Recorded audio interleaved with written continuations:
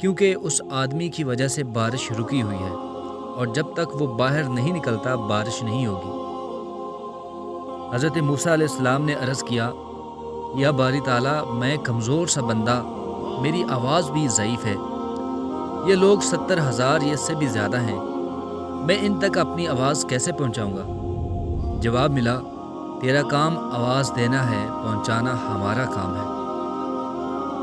حضرت موسیٰ علیہ السلام نے اپنی قوم کو آواز دی اور کہا، اے رب کے گنہگار اور نافرمان بندے، جو گزشتہ 40 سال سے اپنے رب کو ناراض کر رہا ہے اور اس کو دعوت مبارزت دے رہا ہے، لوگوں میں سے باہر آ جا، تیرے ہی کالے کرتوتوں کی پاداش میں ہم باران رحمت سے محروم ہیں۔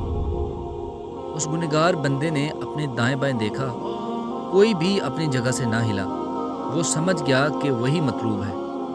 سوچا کہ اگر میں تمام لوگوں کے سامنے باہر نکلا تو بے حد شرمندگی ہوگی اور میری جگ ہسائی ہوگی، اور اگر میں باہر نہ نکلا تو محض میری وجہ سے تمام لوگ بارش سے محروم رہیں گے۔ اب اس نے اپنا چہرہ اپنی چادر میں چھپا لیا، اپنے گزشتہ افعال و اعمال پر شرمندہ ہوا اور یہ دعا کی، اے میرے رب، تو کتنا کریم ہے اور بردبار ہے کہ میں 40 سال تک تیری نافرمانی کرتا رہا اور تو مجھے مہلت دیتا رہا، اور اب تو میں یہاں تیرا فرما بردار بن کر آیا ہوں۔ میری دعا، میری توبہ قبول فرما اور مجھے معاف کر، آج ذلت اور رسوائی سے بچا لے۔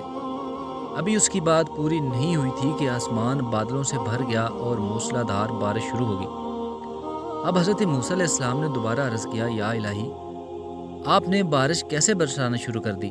وہ نافرمان بندہ تو مجمع سے باہر نہیں آیا ہے۔ اللہ تعالیٰ نے فرمایا، اے موسیٰ، جس کی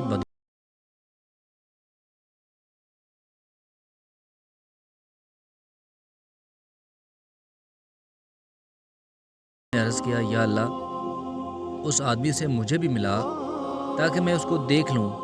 فرمایا، اے موسیٰ، میں نے اس کو اس وقت رسوا اور خوار نہیں کیا جب وہ میری نافرمانی کرتا رہا، اور اب جب کہ وہ میرا مطیع اور فرما بردار بن چکا ہے تو اسے کیسے شرمندہ اور رسوا کروں؟